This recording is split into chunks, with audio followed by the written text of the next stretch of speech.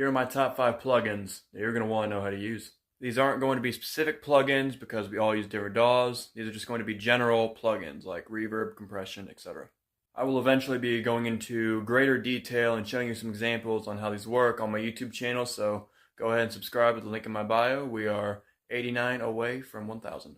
At number 5, we have gates. I've touched on these before. Gates are mainly used to help remove background noise. It's not necessarily a must-have for your recording, but overall it makes everything sound cleaner because gates remove sounds that are below a certain decibel range. Gates are especially useful with live recording and especially with drums, as you can get a better percussive sound and drown out some of the noise from the other instruments playing nearby. But if you're using MIDI instruments, you won't really have a use for it.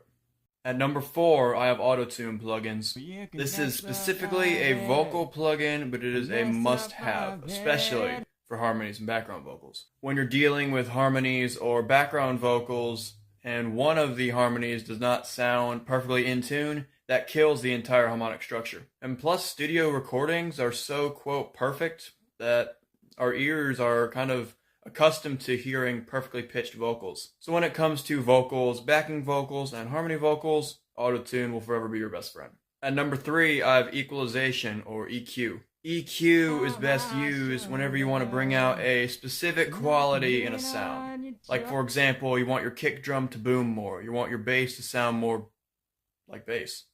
You can use EQ on every track you can think of. It is not like Auto-Tune and gates where there are specific purposes.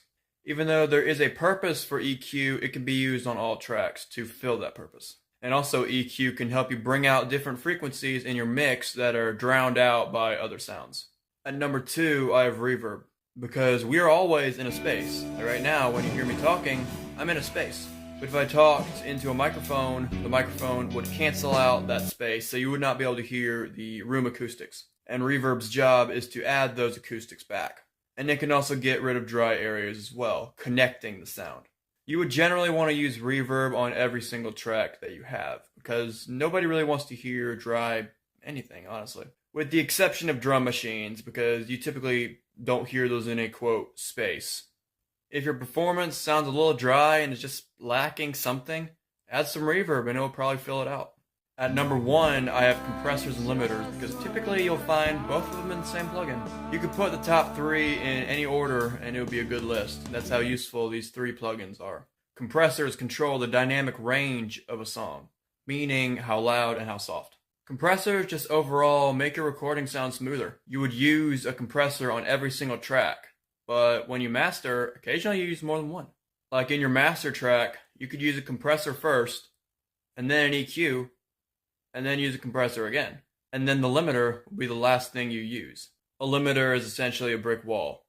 You can't get above a certain decibel range. It's essentially a really harsh compressor. I have a YouTube video where I show me using all these effects in action. Go check it out with the link in my bio.